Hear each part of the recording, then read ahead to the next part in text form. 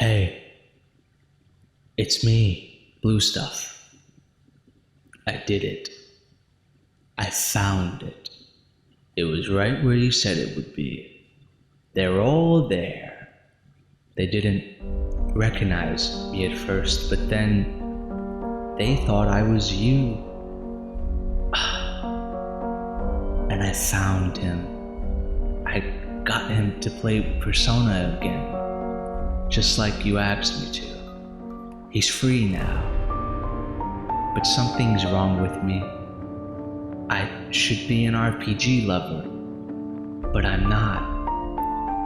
I've been on hiatus from YouTube. There's only one thing left for me to do now. I'm going to come find you.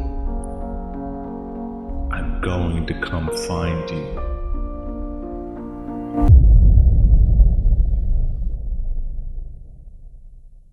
Warning! The following video is part 3 of a 4-part series on Five Nights at Freddy's. If you haven't seen the previous parts, go watch those before watching this video. Both parts 1 and 2 will be linked in the description below as well. Anyway, if we good, then let's get on with the video. Skip it up and that up.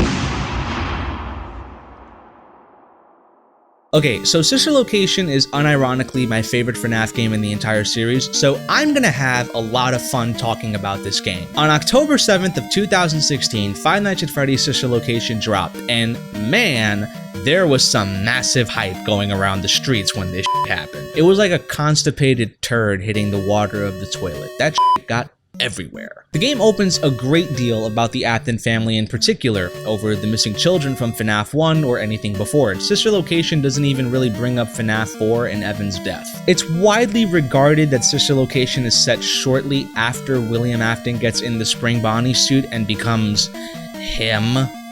Allegedly, this is becoming precarious. Michael has been suspicious of his father's antics? How do I simplify the death of multiple children into one word? And he decides to venture to the various Freddy Fazbear related locations, going to the original FNaF 1 restaurant under Mike Schmidt, the FNaF 2 restaurant on the 7th night after the original guard got munched. I guess that was the bite of 87, huh? And now heading into the rental space that holds the Funtime animatronics, also a Bluestuff animation favorite. This is where Sister Location begins. Michael furthers his investigation and is tricked by Miss Ice Cream Muncher herself, Circus Baby, into helping the animatronics, Ballora, Funtime Foxy and Freddy, and Baby herself, merge into Ennard, an amalgamation of the bunch. They need a human body to keep their presence limited though, so they also trick Michael into getting scooped by the Poopa Scoopa, allowing Ennard to replace Michael's innards. Get it? Do you see what I did there?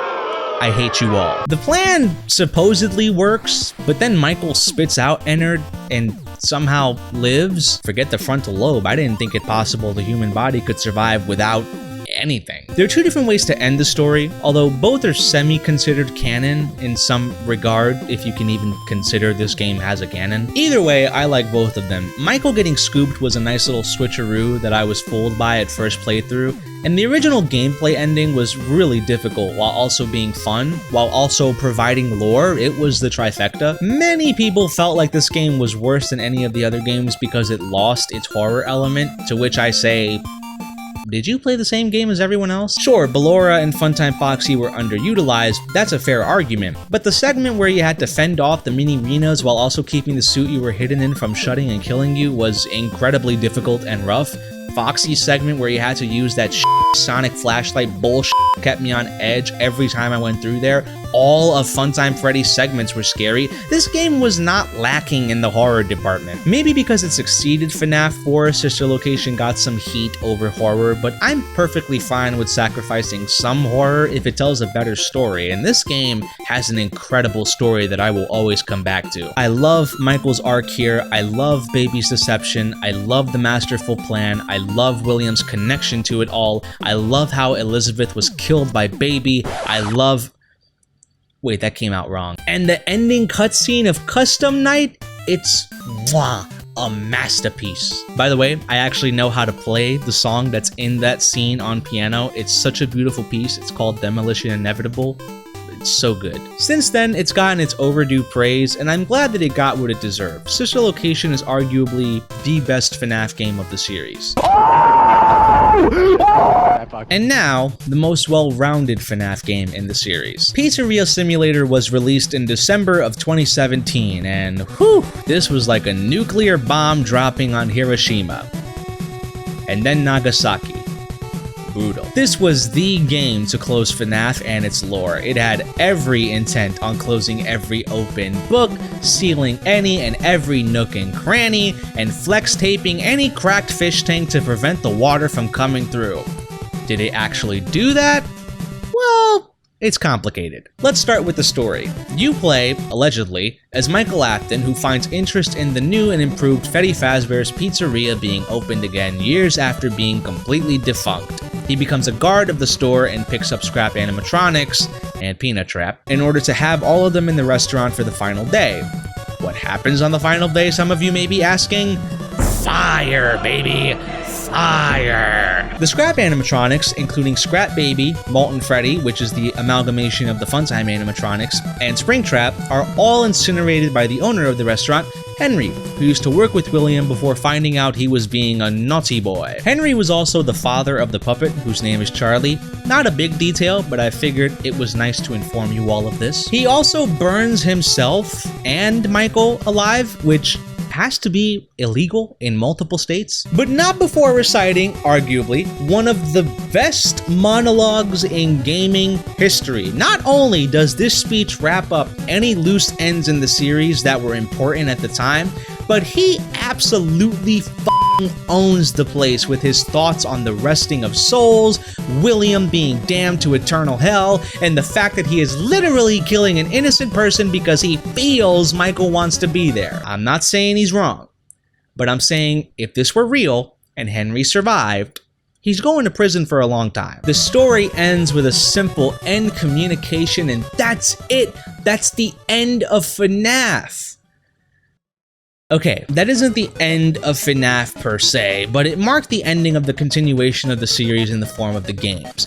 The books were still going to be made regardless, but this was supposed to be the end. And it was a fitting end too. Had this been the actual end of Five Nights at Freddy's, nobody would have complained. It was that good. Pizzeria Simulator is one of the highest rated FNaF games too, so it's not like there wasn't any unanimous support for that claim. This game also had different elements that were really fun, like running your own Freddy Fazbear's franchise. It was f***ing genius. Sister Location is my favorite and, in my opinion, has a better story than Pizzeria Simulator, but that does not mean that the 6th installment didn't hold its own. It did that and far more. And on top of all of that, it was free. A full FNaF game was completely free on PC. It's not free on console, however, which is kind of funny. Pizzeria Simulator is another game I look back on fondly because it really was the perfect ending to such a drawn-out, convoluted, yet intriguing story.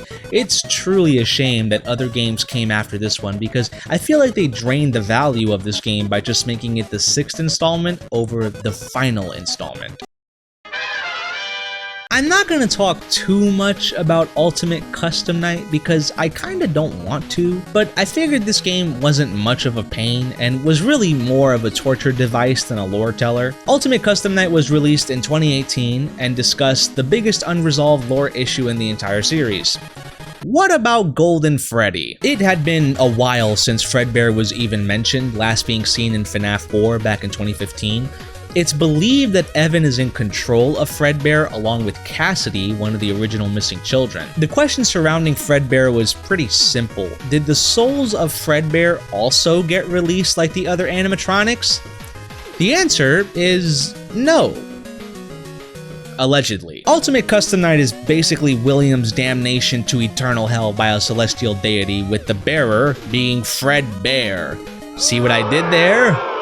I'm gonna kill myself. The ending of the game simply is a plea by Old Man Consequences, one of the many entities of the game, telling Fredbear to rest their soul and leave the demon to his demons. It's widely believed that Cassidy is the one in control of this hell, so the primary focus here is on Cassidy resting in particular, but she doesn't, which results in this weird-looking Fredbear twitching into the endless abyss.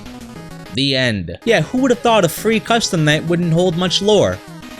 Who would have possibly seen such a thing coming? It wasn't long before more FNaF games would plague the market yet again, including it. But unfortunately, I'm gonna leave that for a final part to conclude the series because I'm gonna milk as much money as I can out of this. Woo! Thank you for tuning in to part 3 of the Five Nights at Freddy's retrospective. If you enjoyed the video, make sure to leave a like and subscribe to my channel.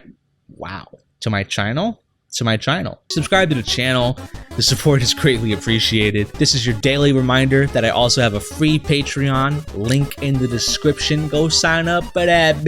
There's extra content and cool stuff on there. I promise. It's really cool. Thanks again for watching, and I'll see you guys when part 4 comes out. Bye-bye.